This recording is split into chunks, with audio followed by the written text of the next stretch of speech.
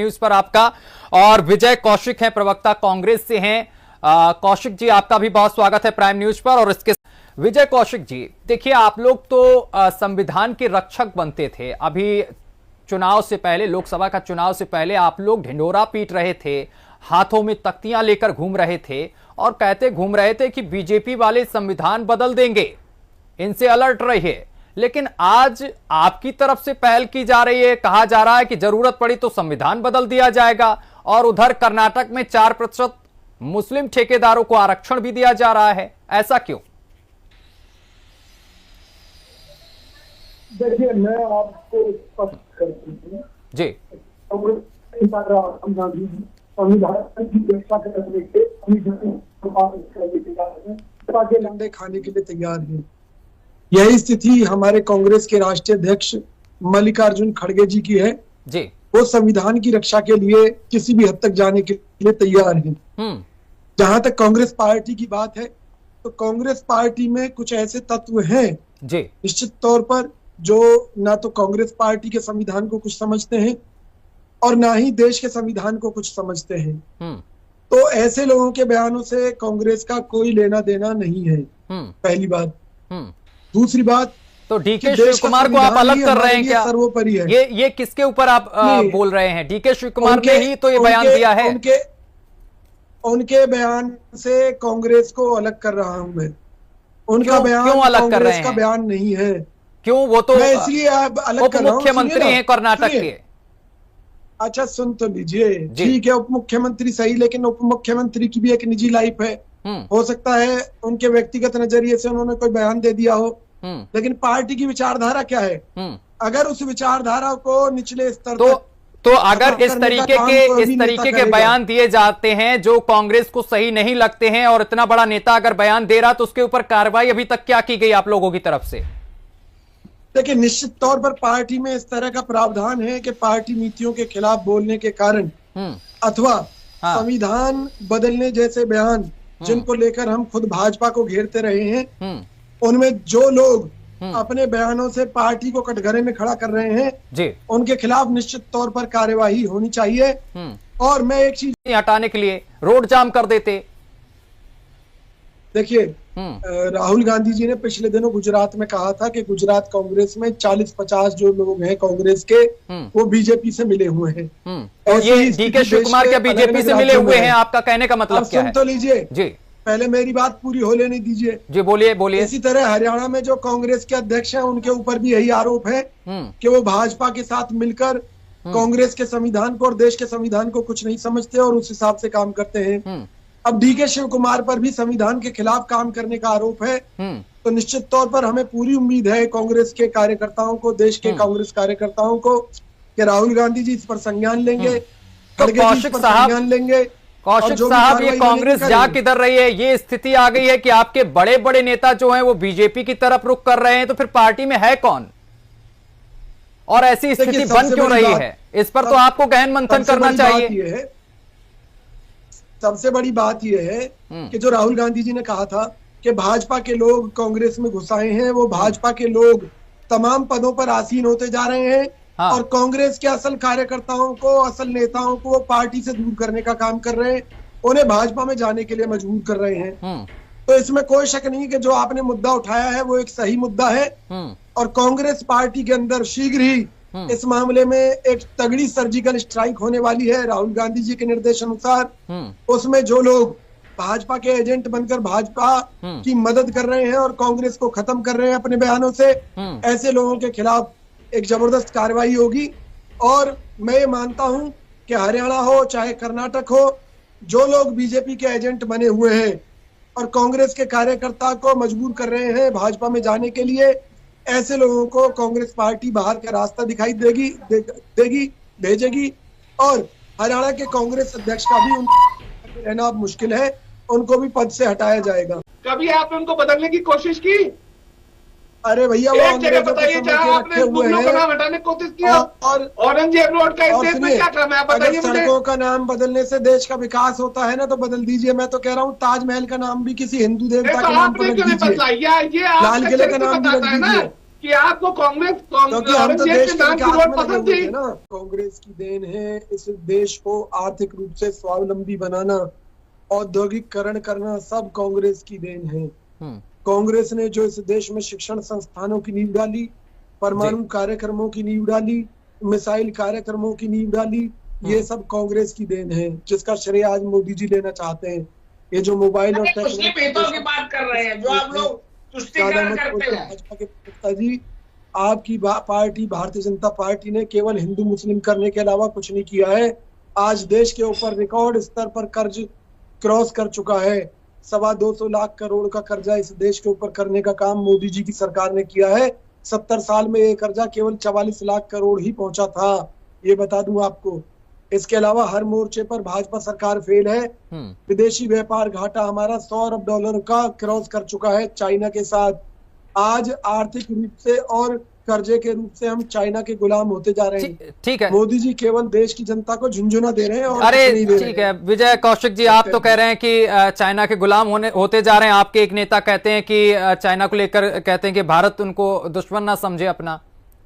Sam Pitroda, उनका कुछ अलग बयान आता, आप कुछ और कह रहे हैं। डीके शिव कुमार कुछ और कहते हैं। जब डीके शिव कुमार कहते हैं कि संविधान बदल देंगे अगर जरूरत पड़ी, तो आप कहते हैं कि उनका निजी बयान हो सकता है। अगर निजी बयान है, इस तरीके की बयानबाजी कर रहे हैं, तो आपकी पार्टी की तरफ से कार्रवाई क्यों नहीं की गई? ये राघवेंद्र जी लगातार पूछ रहे हैं, दीजिए जवाब। मैंने कहा ना, कांग्रेस पार्टी किसी के निजी बयानों का खंडन करने के लिए नहीं बैठी हुई है। अरे आपके पार्टी के ही तो नेता हैं सर, छोटे मोटे नेता हैं क्या वो डीके शिव कुमार? मुझे ये बता दीजिए ना, भाजपा में जिन लोगों ने कहा था कि भी आप हमें इतनी सीटें दे दीजिए, हम संविधान बदल देंगे, उनके खिलाफ भाजपा ने क्या कार्रवाई की? अरे भाजपा तो चाहती है कि हम अपने नेताओं को बाहर निकाले और ये लोग पकड़े। ये तो तैयार बैठे, ये तैयार बैठे। और मैं फिर कह रहा हूँ, कांग्रेस पार्टी ने न कभी तो संविधान के खिलाफ काम किया है, न हम करेंगे। और ये कर्नाटक में क्या हो रहा है? बीजेपी तो कह रही संविधान के खिलाफ आप काम कर रहे हैं। 4% जो आरक्षण दिया जा रहा है मुसलमानों को, ये क्या है? ये बीजेपी कह रही है कि संविधान के खिलाफ ही तो है।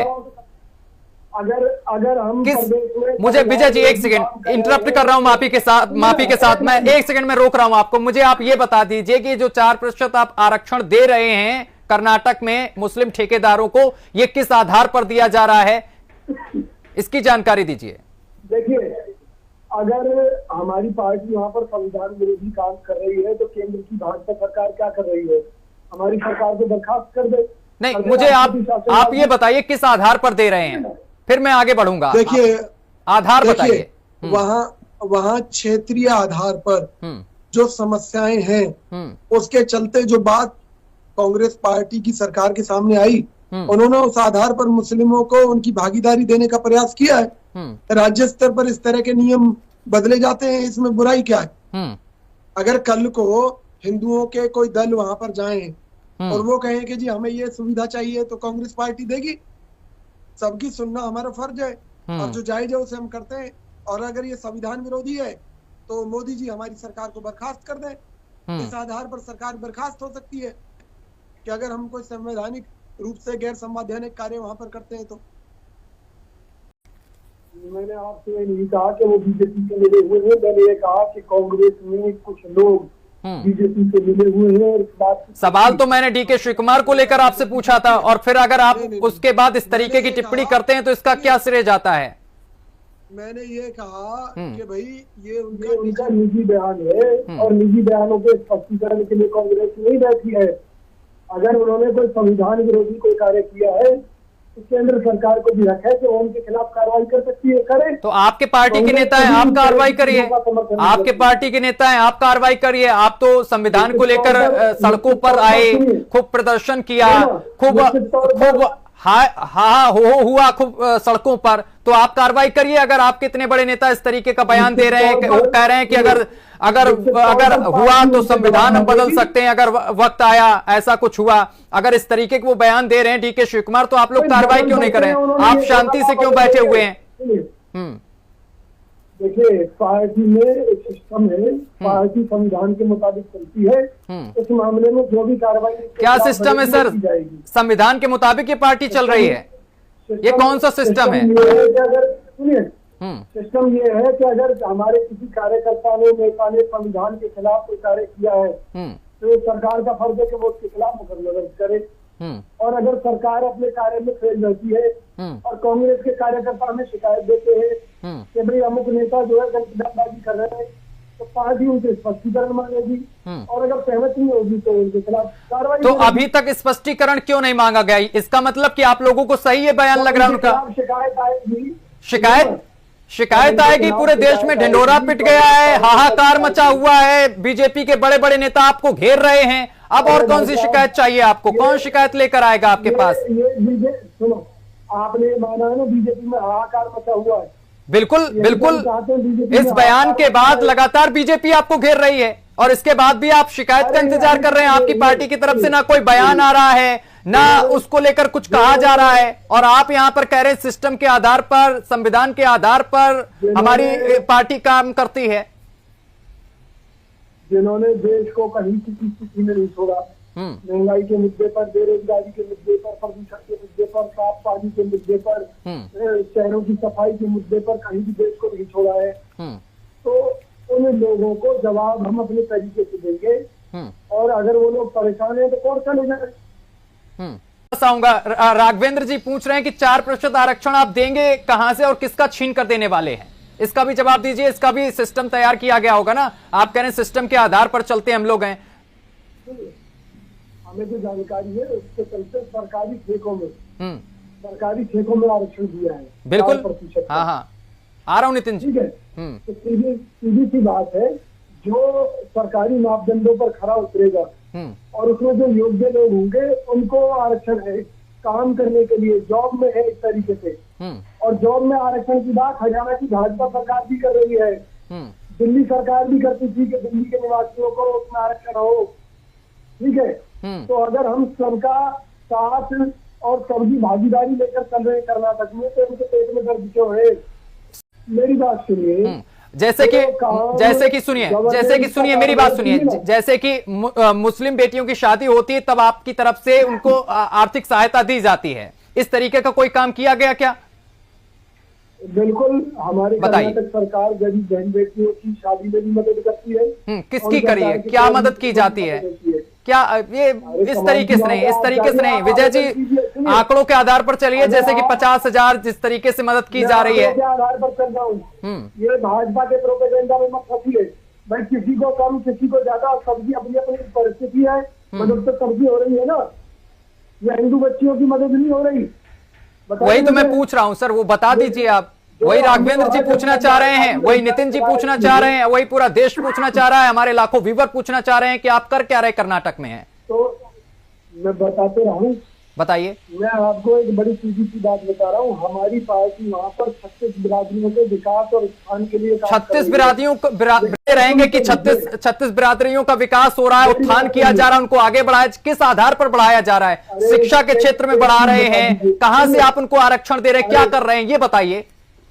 अरे भाई मेरी बात सुनिए, मैं आप ही की बात सुन रहा हूँ। संविधान के अनुसार जिसका, देश के संविधान के अनुसार जिसका जो आरक्षण बनता है सबको मिल रहा है, सभी जातियों को मिल रहा है, और कहता नहीं मिल रहा। पहली बात। दूसरी बात, अगर हमने कोई मुस्लिम तुष्टीकरण के काम किए होते तो आज हम सत्ता में होते ही ना। हमने 36 बिरादरियों का काम किया, इसलिए 36 बिरादरी की वोट मिली है, इसलिए हम सत्ता में है। इसमें क्या बात है? अरे भाई अब तक तो बलवा हो जाता अगर हम केवल जाति विशेष के लिए काम कर रहे होते और बिरादरी वाले क्या हम जीने थे? क्या वो पागल है क्या? या उनमें समझ नहीं है? सबको समझ है, सबके लिए काम हो रहा है, सबका वहाँ पर विकास हो रहा है, और इस बात से बीजेपी बौखलाई हुई है। ठीक है राघवेंद्र जी आप बौखला गए। सही चरित्र है विजय कौशिक जी, साफ तौर पर यही कहा जा रहा है कि आप तुष्टीकरण की राजनीति कर रहे हैं, और साथ ही ये भी कहा है कि जहां जहां कांग्रेस की सरकार है वहां इसी तरीके का रवैया अपनाया जाता है। हमारे ऊपर आरोप झूठे हैं। अभी पिछले दिनों देश की सुप्रीम कोर्ट में भाजपा की सरकार ने कहा इस बात के कोई प्रमाण नहीं है कि राम सेतु मानव निर्मित है, यानी कि राम के वजूद को देश की सुप्रीम कोर्ट में दिखा दिया भारतीय जनता पार्टी की सरकार ने, मोदी जी की सरकार ने। दूसरी बात यह है कि देखिए हम सर्वधर्म सद्भाव के लिए काम करते हैं। अभी इन्होंने कहा कि अभी मोहम्मद साहब के खिलाफ नहीं बोलते। अरे भैया मोहम्मद साहब गलत करेंगे तो भैया मोहम्मद साहब के खिलाफ भी बोलते हैं। अगर एक धार्मिक व्यक्ति या धार्मिक नेता जिसको इस्लाम के लोग अपना खुदा मानते हैं, खुदा का पार्ट मानते हैं, उसके खिलाफ हम क्यों उंगली उठाएं भाई अननेसेसरी? तो वो नितिन चतुर्वेदी ये कह रहे हैं फिर सनातन को लेकर टिप्पणियां क्यों अनाप शनाप की जाती हैं? सुनिए ना तो और आपके राष्ट्रीय अध्यक्ष मल्लिकार्जुन खड़गे ही करते हैं। मेरी बात सुनिए, मल्लिकार्जुन खड़गे जी ने ये कहा था कि भैया अगर गरीबी दूर होती हो कुंभ में नहाने से तो नहा लेने दीजिए। उनका अर्थ ये था, उनके बयान को तोड़ मोड़ करके देखो जी, गरीबी दूर नहीं हो सकती। अरे भाई शिक्षा की बात करना, शिक्षा की बात करना, और रही बात दूसरी, मैं कह रहा हूँ पूरी जिम्मेवारी के साथ जी, इस्लाम को दुनिया भर में तलवार की नोक पर स्थापित किया गया। मक्का मदीना में पहले मूर्तियों की पूजा होती थी, जिनको तोड़ने के बाद में वहां पर कुरैश कबीले का जो पत्थर था वो स्थापित कर दिया गया। मैं कह रहा हूँ डंके की चोट पर, भाई जो इतिहास में लिखा हुआ है उसको झुटलाया नहीं जा सकता। भारत में ये लोग आक्रांता के तौर पर आए और यहाँ हिंदुओं का धर्म परिवर्तन किया। कांग्रेस पार्टी कब इससे इनकार करती है? लेकिन हम क्यों कांग्रेस पार्टी ने मुद्दे को लेकर हिंदू मुसलमानों में जंग करा दें, ये कहाँ की नैतिकता है? आज ये लोग औरंगजेब की कब्र खोदने में जुटे हैं, कहीं कुछ खोदने में जुटे हैं, कहीं मंदिर मस्जिद में मंदिर ढूंढ रहे हैं, कहीं मंदिर में मस्जिद ढूंढ रहे हैं। ये सब लड़वाना चाहते हैं देश को, ताकि देश के जरूरी मुद्दों से देश की जनता का ध्यान भटक सके। जहाँ जहाँ मंदिर खोजे गए वहाँ मंदिर मिले भी, ये भी तो बताइए। अरे तो हमने कब मना किया भैया? हम तो ये कह रहे हैं देश की संसद के नीचे भी एक मंदिर है, संसद भवन को तोड़ दो और वो मंदिर निकाल लो, वहां पर पूजा होनी चाहिए। आप आइए सड़क पे, कहिए ना सड़क पे आके। अरे भैया मेरी बात सुनिए, मैं कह तो रहा हूँ, चैनल पर कह रहा हूँ, मैं मोदी जी से आग्रह करता हूँ, खुश करेंगे मोदी जी, देश की संसद के नीचे एक मंदिर दबा हुआ है, मुद्दे पर रहिए, उसको आपकी बहुत जरूरत है। कर्नाटक पर आ जाते हैं। आप संसद भवन को तोड़वा कर वो मंदिर बाहर निकलवाइए और वहाँ पूजा अर्चना शुरू कराइए। देश की जनता आपका शुक्रगुजार रहेगी। कर्नाटक, विजय कौशिक जी, आरक्षण उसे दिया जाता है जो दबा कुचला हो, उसको ऊपर उठाने का काम किया जाता है और बराबर पर लाने का काम किया जाता है। आपके हिसाब से क्या कर्नाटक में जो मुस्लिम समाज रहता है वो दबा कुचला है, इसलिए आपने 4% आरक्षण परोस दिया है? पहले आप भाजपा से पूछिए कि देश के विभिन्न हिस्सों में जहाँ इनकी सरकार है, कितने ही राज्यों में और राष्ट्रीय स्तर पर मुस्लिमों को आरक्षण दिया जा रहा है। तो भाई ये क्या समझते हैं मुसलमानों के बारे में? क्या मोदी सरकार ये दावा करती है कि अब नहीं, किसी भी मुसलमान को सुनिए, इस पर मैं थोड़ी सी टिप्पणी करूंगा, आप थोड़ा ध्यान से सुनिए। देखिए, शौचालय दिया जा रहा है। बोलिए सर कौशिक जी। प्रधानमंत्री आवास, सुनिए पहले मेरी बात, सुनिए पहले मेरी बात। प्रधानमंत्री आवास योजना का सभी को लाभ मिल रहा है, उत्तर प्रदेश में अनाज मिल रहा है सभी को। ये ऐसा तो नहीं किसी के आधार पर बांटा गया हो कि हिंदुओं को मिलेगा, मुस्लिम को नहीं मिलेगा, सभी को मिल रहा ना एक तरफ। कांग्रेस सरकार रही 2014 तक, सुनिए मेरी बात। अब मैंने जो आपसे सवाल किया उसका जवाब दीजिए, मैं राघवेंद्र जी के पास अभी नहीं जाऊंगा, आप जवाब दीजिए, समय कम है। समय में जो भी काम हुआ, क्या उनका लाभ हिंदुओं को नहीं मिला? अरे मैंने जो सवाल आपसे किया है, मैंने अभी जो आपसे सवाल किया उसका जवाब दीजिए, क्योंकि समय कम है। किस आधार पर आप दे रहे हैं आरक्षण, और कौन सा आपने वहां पर सर्वे कराया है वो बता दीजिए। राष्ट्रीय स्तर पर मुसलमानों को कई क्षेत्रों में आरक्षण है, मोदी सरकार क्यों दे रही है? ठीक है, आरक्षण मुसलमानों को, विभिन्न राज्यों में आरक्षण है। ठीक है, समय की कमी है, माफी चाहते हैं आप तमाम मेहमानों से।